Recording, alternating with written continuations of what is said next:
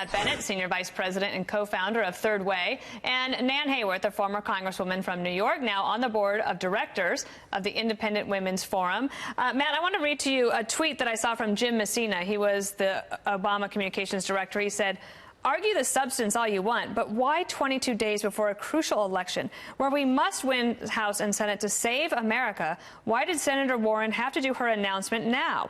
Why can't Dems ever stay focused? 3 question marks." Look, I think you raised a fair point. It's clear that Senator Warren was right about all of this, and it probably will mean that the kind of racist slur that the president's been using to describe her loses some of its punch. But I do wish she had waited a month. This is a big midterm coming up. It's a huge midterm, but this, Republicans love to talk about this. The president would like nothing more. And if it is that she's 1/1024th, Native American, did she benefit from? I guess the question: did she benefit from putting her heritage on these forms and then identifying that way? It must be noted that she put her heritage claim on the forms on the basis of high cheekbones and family lore. And to her great relief now, she has found that she is, in fact, 1/1000th. Apparently, that's the actual figure, I guess, Native American. That is less than the average among Americans, interestingly enough. Oh, that's interesting. Yes. Which is, she's like 0.09%. On average, Americans are 0.14%. But aside from all of that, and, indeed, Matt, I would say the president was poking fun at her, not in a racist way, but in a jovial way. But she certainly takes it, like the left takes it that way. And and they can Native Americans take it that way. I mean, don't believe me. Ask Native Americans what they think about this. No, what the president has done is called her by a racist and obnoxious term, and he's been asked not to do it by Native Americans, and he keeps doing it. Yeah.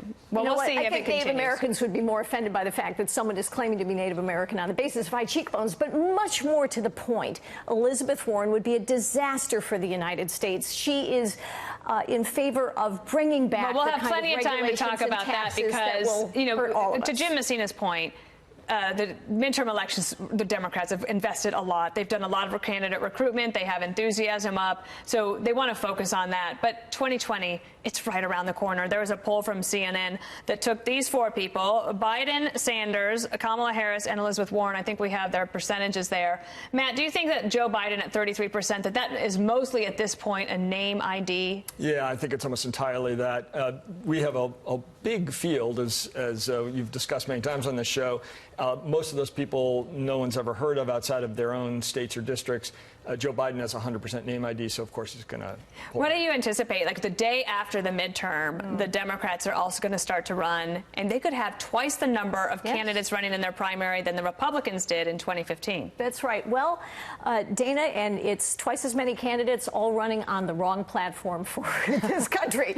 So I think the president's going to have a lot of fun poking holes in their arguments. And, let's face it, every one of those candidates has an Achilles heel. The other thing is, I did want to ask you, Matt, about the Texas race, the Senate race between Beto O'Rourke and Ted Cruz. We've been reading for months very glowing feature stories and profiles of Beto O'Rourke. He has raised $38 million, but the latest poll shows that he's down from Ted Cruz to Cruz at 54%, O'Rourke at 45% going into this midterm. There was questions over the weekend from some Democrats saying, should Beto O'Rourke, given that he's likely to lose in Texas, should he share some of that $38 million with other Democrats going into the midterm? I mean, you can ask me. I think that's pretty hard to do, to ask somebody who's in the heat of battle to give away money that's been donated to him. Those donors expect it to be used in his race.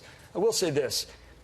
States like Texas are fool's gold for the other side until they're not. Right. So Pennsylvania was always that way for Republicans. For cycle after cycle, Republicans invested in Pennsylvania. Democrats Michigan, too. Exactly. And then all of a sudden, the wall crumbled. So that could happen in Texas, and we don't know, and neither does Beto at this point. What about also, let me ask you about Tennessee, since we have a little bit of time. Sure. Marsha Blackburn pulling away in that race in the New York Times poll, 54 to 40%. Sure. Phil Bredesen, a pretty conservative Democrat, trying to run as a moderate. And if you can't win as that kind of a Democrat in Tennessee, can you not win there at all? Well, you know, Marsha, and when you just compare these two people, Marsha Blackburn has been a great representative for Tennessee. She's been a great advocate for the music industry, which of course is huge in Tennessee. I know that bill just got signed last week by the president. Exactly, and for Tennessee taxpayers and for jobs and wages.